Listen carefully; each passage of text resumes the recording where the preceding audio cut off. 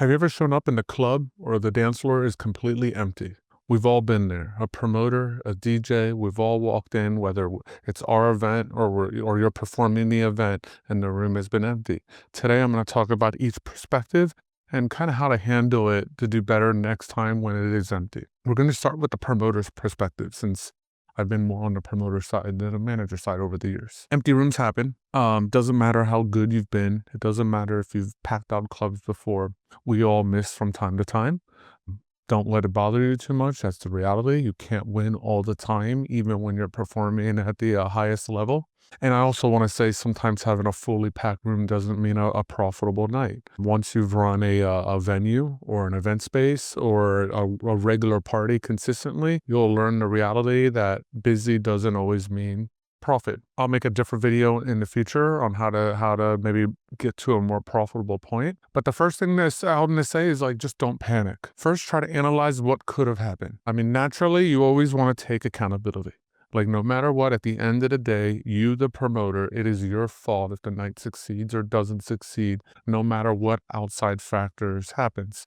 But that doesn't mean these outside factors aren't a reality, and it doesn't mean that they can't harm your night. It's just you need to be able to learn how to navigate them. First, the most obvious question you should ask yourself is, did you market this to the best of ability? Did you promote hard enough?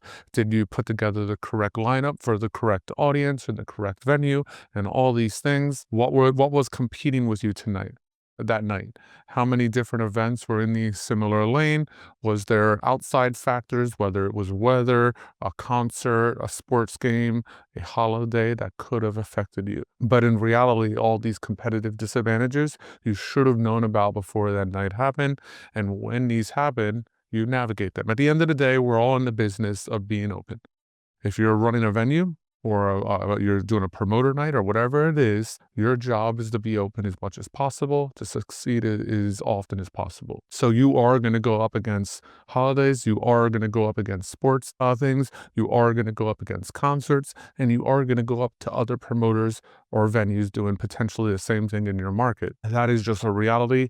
These are not meant to be excuses. When you know these things are happening, you should be able to pivot the lineup or the marketing strategy or the promotional strategy, or spend extra where you need to spend to handle that offset. And then handle it with class, own it. If you're not the owner of the venue, if you're the owner of the venue, then the only thing you have to face is your staff who might have relied on you to make money. Deal with it, own the mistake, and move forward. If you book DJs, same thing. Take care of them, make sure they still have a good time. If you need to stay open, if you're able to close and cut your costs, potentially, that's a different conversation, but just make sure you always handle everything with class.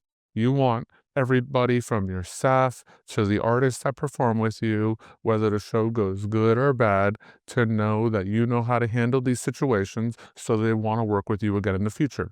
Very often I've seen promoters that when the night goes bad, they go and they hide somewhere in the office, in a back room, because they're almost ashamed to show their face. At the end of the day, this all falls on you, good or bad. As hard as it is to show your face to these people, these are the moments where you need to do it most often. So I recommend don't hiding. Make sure no matter what, if you promised anybody payment, even if you took the loss, to work it out. You still need to pay them. That's what you promised. Own it, because when you start not paying people, your reputation will get damaged. It will go around town quick, and soon people won't want to support you. It's key to build trust. This is a long game. You're not going to, like I said earlier, you're not going to win them all. Building trust with the fans that show up, with the DJs that play with you, with the promoter, maybe the sub-promoters you've hired, or anybody you might have hired for this event. Making sure that they know that they can always rely on you, good or bad, is key to your future. This is a long game. You have to think all right, tonight I lost, but I need to do everything I can to protect my reputation and my business for the future. You will make it back. If you don't give up, you will 100% make back your losses. And then, just do better. Next time, start promotions different. Collaborate, maybe change up the lineups, bring in different support, test maybe a smaller venue before scaling up. I always tell people, so often I'll see someone do 100 or 200 person room 2 or 3 times, and then they're already trying to find the next big room. And it's maybe spend a year or 2 years in a small room. Get to a point where it's packed night after night, week after week, month after month, to a point where there's a line around the block of people who can't get in, where week after week people are going in, coming, and not even being able to get in. They're going home. And once you get to a point where your demand is that high, then you can consider going up to the next level, versus some promoters are very good at bringing 100 or 200 people, and then they jump up to a 400-person room with zero plan on how to get 400 people there. And what they did is now they went from a party where they had 100 people in a room and it was 100% full, and now they brought that to a room 2 or 3 times the size with the same amount of people, and they went from having a sold-out party to a party that looks half empty. And that's just a bad decision. It is much better to have the smaller, better party than it is to have the bigger, slower party. And then that's really it, like, I mean, and then the next thing I'm going to say is, if you have 2 or 3 parties in a row that don't go well, then my best advice, and I can't stress this enough, is change everything about what you're doing.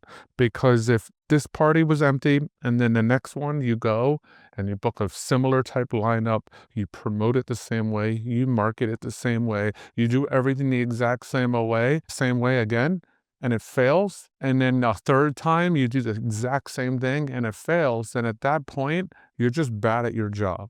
You need to be able to navigate your strategies, to change on the fly, to constantly adjust, because if not, you're going to just keep getting the same result. And it's the same thing when it's time to scale. When you are ready to go on to that next size venue or that bigger event, you can't think that you can apply the same business strategy and get a bigger result. It's just not going to happen unless you have like a complete rare following on a personal level that, again, you're bringing week after week. You have a line around the block of people who can't get into your event. That's like the only anomaly to where you could scale up with potentially not changing the strategy too much. And then that's it. That's really it from a promoter perspective.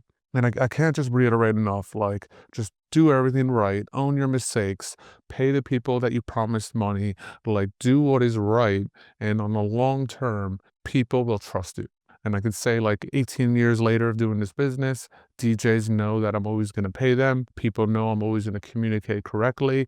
I screw up from time to time, and I'll be the first one to get on the phone with someone. I'll be like, let's get on the phone and talk this out. And I'll be like, hey, my bad. I should have communicated that better, blah, blah, blah, blah, blah, whatever it is. I own it, and I go, I'll do my best for it not to happen next time. And 100% of the time, that call ends in a way where that person always wants to work with me again. So that's what I could say on the promoter standpoint. Now on the DJ perspective, I'm going to talk from the scenario of you just getting booked. If you're a DJ promoter, then kind of everything I just said doesn't really change. Go from that first part of the video where I talked about the promoter perspective. But if you're the DJ, from time to time, you're going to show up and a room's going to be empty. This is what's going to happen. It sucks. Treat it like always play like it's a good night. 1, show up on time, play your set, even if it's just for the bartender, even if it's just for 5 people. Like, remember this, that one, that's your job. That's what you're getting paid to do. And if you're expecting money, whether it's full or empty, you're still getting paid and you still need to do your job. And the only time that changes is if the promoter, the venue owner, or the venue manager just tells you, hey, it's too slow, we're going to cut our costs and send everybody home. But if that doesn't happen, it's not on you to make the decision not to play or not. Like, you're there still to do a job. And then just treat it as if you're playing to a full room. Because even if there's only 5 people in that room, play to them like you would play any other night. Because those 5 people are going to walk away that night thinking, all right, maybe the party sucked, but the DJ played phenomenal. And if the DJ played phenomenal, they're going to come back and support you again. And they're going to continue. Maybe it's 5 people this time, but then next time it's 10 people. Always treat it like I'm here to convert people to fans. Like, I don't care if there's 3, 5 people in the room or 200. My job is to walk away or not for me to walk away. My job is for all these people who show up tonight to walk away a new fan of me, the artist, you, the DJ. Don't take it personal. It's not really a reflection of your skills. Sometimes things go bad. It's rare that turnouts are a reflection of an artist's skill, when in reality, it's a reaction of maybe your potential fan base, the promoter's fan base, the marketing, the promotions, the timing, the weather, The things that were happening in the market play a bigger role. My advice to you is, yes, it is a promoter's job to fill up a club. Like, so often I'll see DJs say, like, it's not my job to promote, it's my job to DJ. But you should want to promote.